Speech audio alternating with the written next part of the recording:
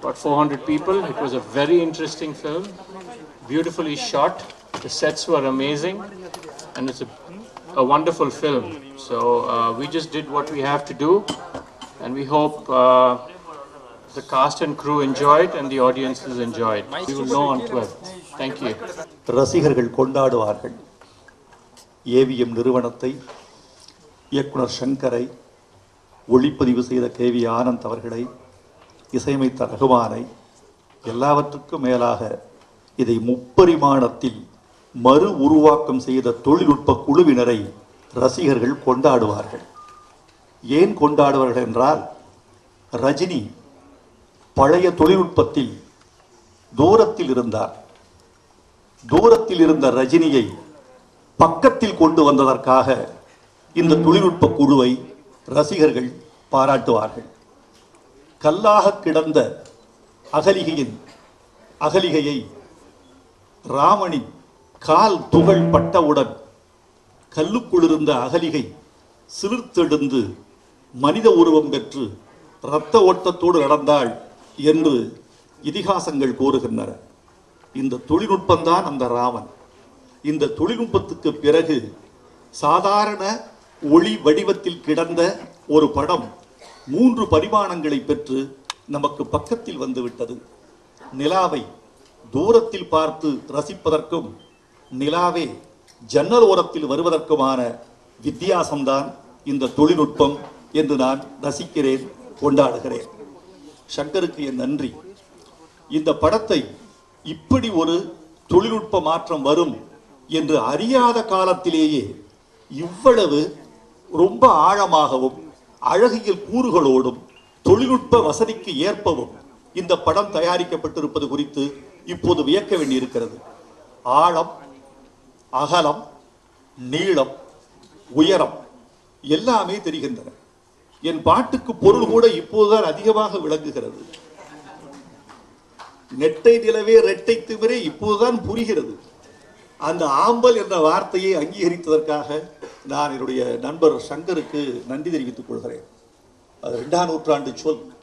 2ஆம் நூற்றாண்டு சொல்லை இந்த டால்பி ஒலிச்சூழலுக்கு ஏற்ப முப்பரிமாண காலத்தில் அந்த வார்த்தையை மீண்டும் நினைவூட்டியதற்காக.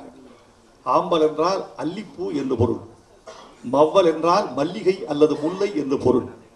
அள்ளற் பழனத்து அரக்கு ஆம்பல் வாயவிட வெள்ளம் தீப்பட்டதன வெறி புள்ளிரந்தன் கைச்சிறகால் பார்ப்பொடுக்கும் கவ்வை உடைத்த. இந்த பழைய ஒரு விஷயத்தை புதிய தொழில்நுட்பத்தோடு கொண்டு வர வேண்டும் என்ற வேட்கை ஏவிஎம் நிறுவனத்தினுடைய பிறந்தது என்று நினைக்கிறேன்.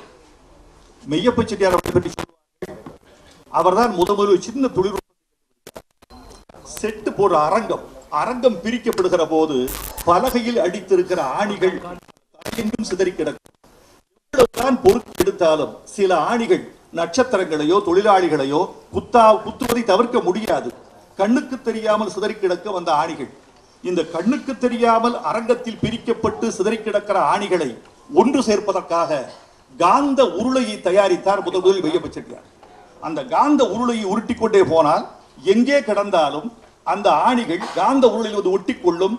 தொழிலாளிகளுக்கோ நட்சத்திரங்களுக்கோ பாதிப்பு ஏற்படுத்தாது. இந்த முதல் தொழில்நுட்பத்தை அரங்கத்துக்குள் கொண்டு வந்தவர் மெய்யப்ப செட்டியார் அவர்கள்.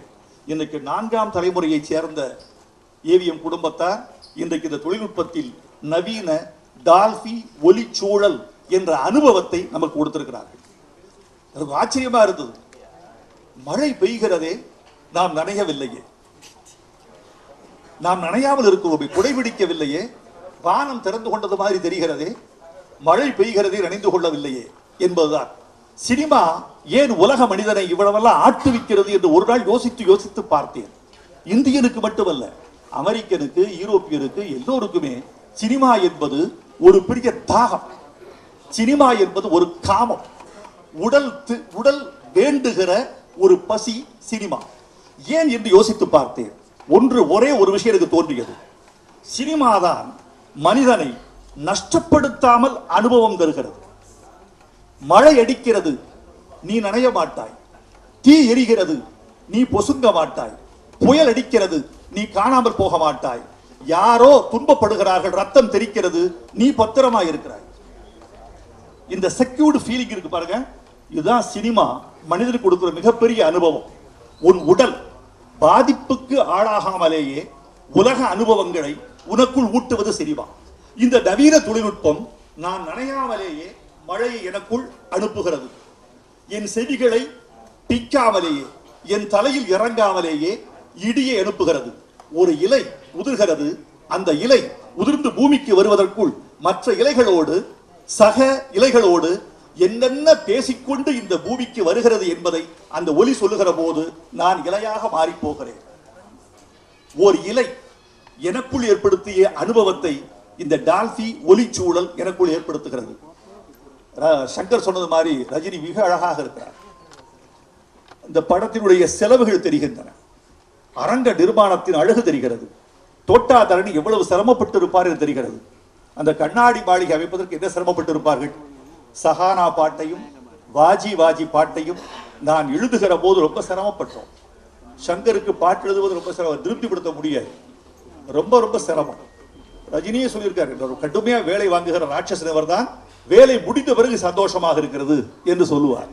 அந்த உழைப்பு பலன் இதில் தெரிகிறது. இந்த இரண்டு பாடல்களையும் நான் இப்போது பார்க்கிற போது பட்ட சிரமங்கள் எல்லாம் ஆவியாகிவிட்டன, வலியெல்லாம் சுகமாகிவிட்டது. இந்த தொழில்நுட்ப அனுபவத்தை எங்களுக்கு தந்ததற்காக ஏவிஎம் நிறுவனத்திற்கும் நண்பர் குஹன் அவர்களுக்கும் என்னுடைய அன்பு சகோதரர் ஏவிஎம் சரவணன் அவர்களுக்கும் நன்றி தெரிவித்துக் கொள்கிறேன். இந்த சிந்தனை வந்ததே பெருசு. இந்த படத்தை முப்பரிமாணத்தில் கொண்டு வர வேண்டும் என்றால் எந்த படம் சிறந்தது என்று யோசித்து பார்க்கிற போது சிவாஜி சிறந்தது, இது தாங்கும் என்று அந்த முடிவெடுத்ததற்காக அவரை நான் பெரிதும் போற்றி பாராட்டுகிறேன். உங்கள் அனைவருக்கும் நன்றியை தெரிவித்துக் கொள்கிறேன். இந்த அழகான அனுபவம் ரஜினி ரசிகர்களுக்கு அவருடைய பிறந்தநாள் பரிசாக இருக்கும் என்று ரஜினி அவர்களே தெரிவித்திருக்கிறார்கள்.